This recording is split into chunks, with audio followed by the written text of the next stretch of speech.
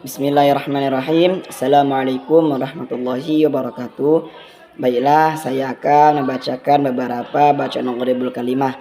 Yang pertama yaitu terdapat pada surah Hud ayat 41 juz 12 halaman 226. Bismillahirrahmanirrahim. Wa qala irkabu fiha bismillahi majriha wa mursaha.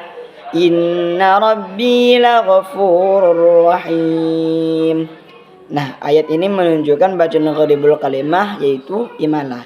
Imalah yaitu memiringkan harokat fathah ke arah harokat kasroh. Ro itu adalah harokat fathah, lalu dimiringkan ke harokat kasroh menjadi bunyi contohnya majreha. Terus yang kedua yaitu terdapat pada surah Yusuf ayat 11 juz 12 halaman 236. Bismillahirrahmanirrahim. Qalu ya abana ma laka la ta'manna ala Yusuf wa inna lahu lanasihun. Nah, bacaan Gharibul Kalimah ini, ayat ini menunjukkan bacaan yaitu ismam. Ismam yaitu memasukkan unsur dhammah pada sukun dengan memenyangkan bibir atau mencucu. Contohnya la ta'manna. Terus yang ketiga yang terdapat pada surah Al-Kahfi ayat 1 sampai 2 juz 15 halaman 293. Bismillahirrahmanirrahim. Alhamdulillahilladzi anzala ala 'abdihil kitaba wa lam yaj'al lahu 'iwajan qayyima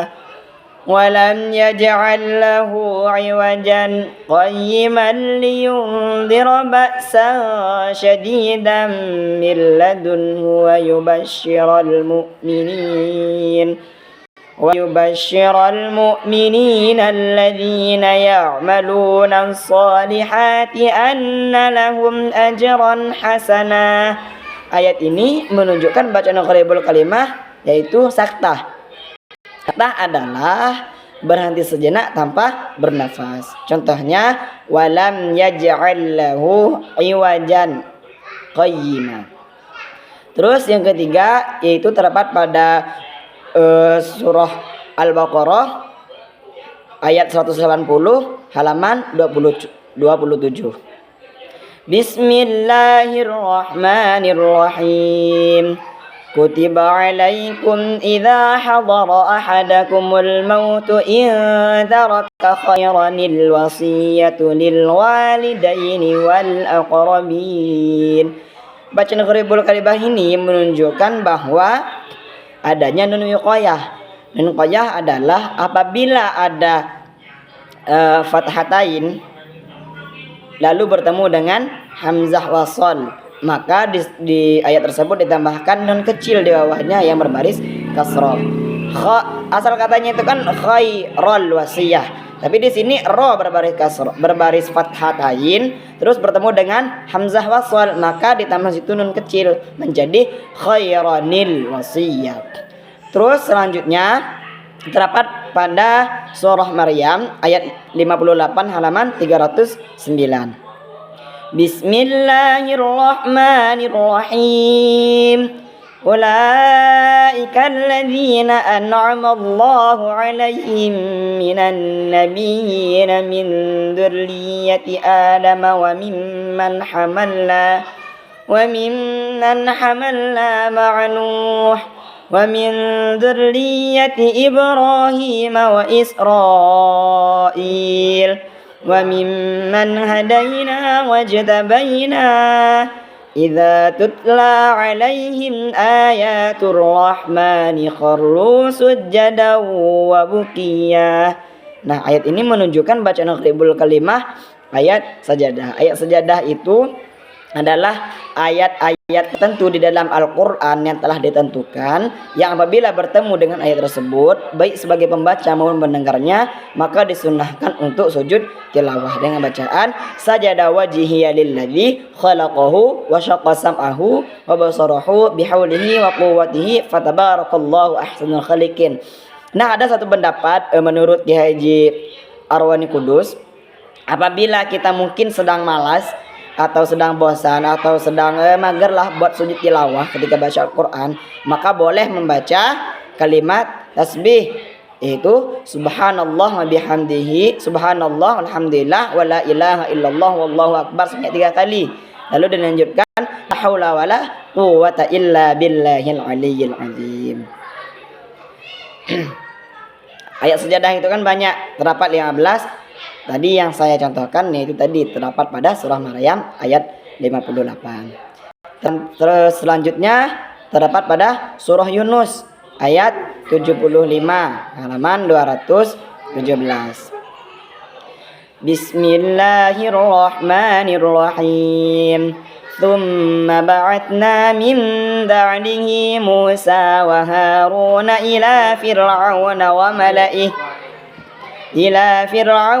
mala'ihi biayatina fastakbaru wa kanu qauman mujrimin.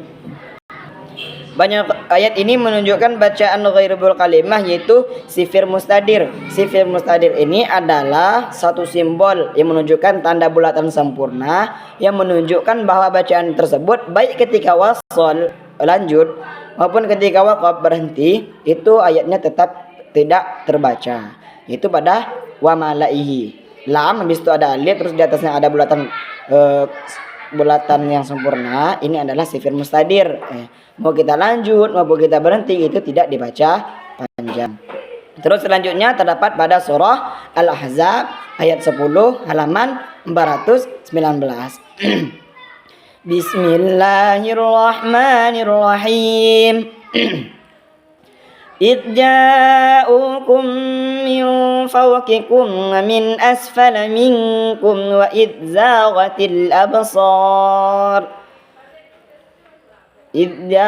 الأبصار وبلغت القلوب الحناجر وتظنون بالله الظنونا.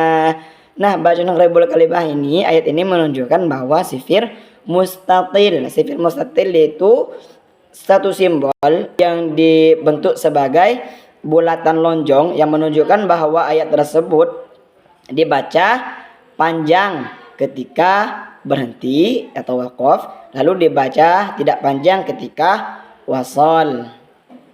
Contohnya tadi kita baca berhenti waqaf, maka ayat tersebut dibaca panjang. Wa tadhunnuna billahi dhununa.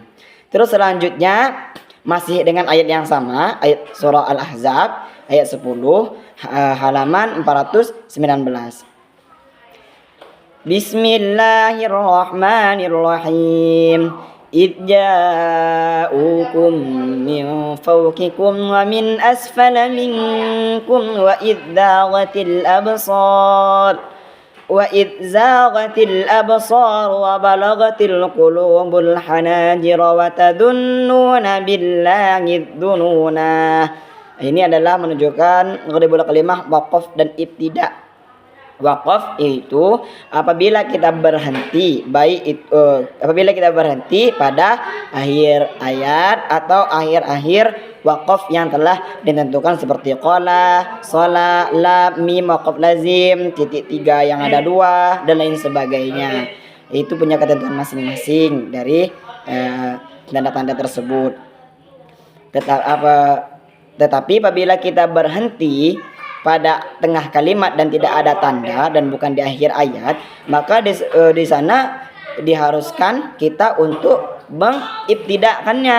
Nah, ibtidak itu apa? Ibtidak adalah memulai kembali setelah kita mewakafkan ayat di tengah kalimat tadi. Gimana tadi contohnya? Saya berhenti pada wa idzaghatil absar, maka kita memulai lagi dari wa idzaghatil absar wa balagatil qulubul hanajir wa tadhunnuna billahi dhununa.